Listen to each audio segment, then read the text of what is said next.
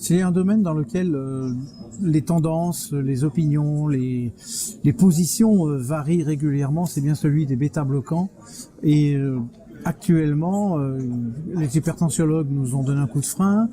On a quand même, on ne sait pas trop en mettant des restrictions. Donc, qu'en est-il aujourd'hui de l'indication des bêta-bloquants dans le post-infarctus?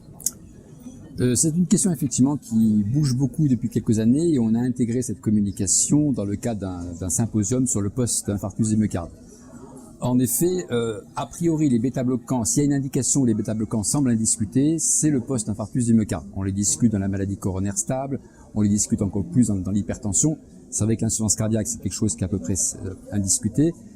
Le post-infarctus semblait indiscuté, mais c'était là d'une époque, il y avait une trentaine d'années, où il n'y avait pas la reperfusion, il n'y avait pas les IEC, il n'y avait pas les statines.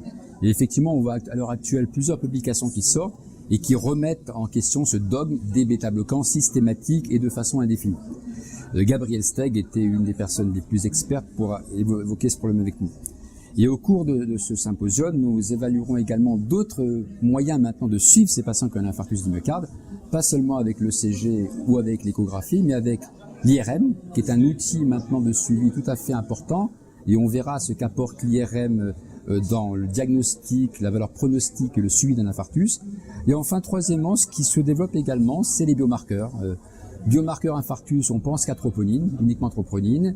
Quelle est la valeur des dosages répétés de troponine? Quelle est la place du BNP et du NT-proBNP dans cette indication? À la phase aiguë, où on dose rarement, et pourtant c'est un marqueur pronostique au moins aussi puissant que la troponine. Est-ce que le suivi du BNP ou d'autres nouveaux biomarqueurs a un intérêt en ville après un infarctus? C'est également un des points que l'on discutera avec un spécialiste des biomarqueurs.